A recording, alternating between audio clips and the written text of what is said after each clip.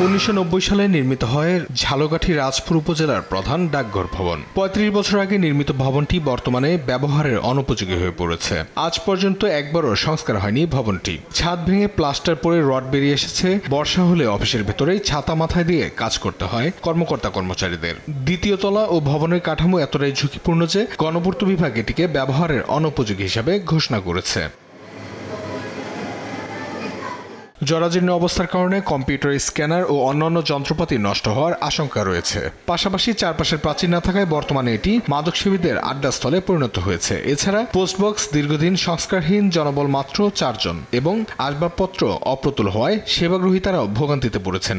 ছাদের উপরে এই ঢালাই যেটা ক্ষয়ে পড়তেছে, এই মতো অবস্থায় এখানে সেবা নিতে আসা একটা ভয়ভীতির দল। অফিসের ভিতরে পানি পড়ে, মানে আমরা এক সাইডে কোনোরকম একটু টেবিল ছাড়াই কাজ করতেছি, খুব জরাজীর্ণভাবে কাজ করতেছি, খুব ঝুঁকির মধ্যে আর কি।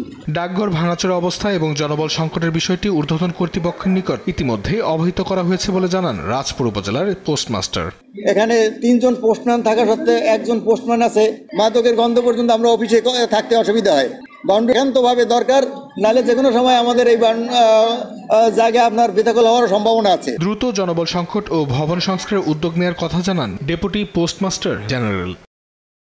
তো আমাদের পোস্ট অফিস এন্ডে যতটুকু দেখার সেটা আমরা চেষ্টা করব। আমাদের সার্কেল প্রধান মহোদয় নির্দেশনা দিয়েছেন ওইটা যাতে যেহেতু জরাজীর্ণ অবস্থায় আছে ওইটা একটু সংস্কার করার জন্য। দ্রুত ডাকঘরের জনজীর্ণ ভবনটি সংস্কার করে নিরাপত্তা নিশ্চিতের দাবি কর্মচারী ও এলাকাবাসীর।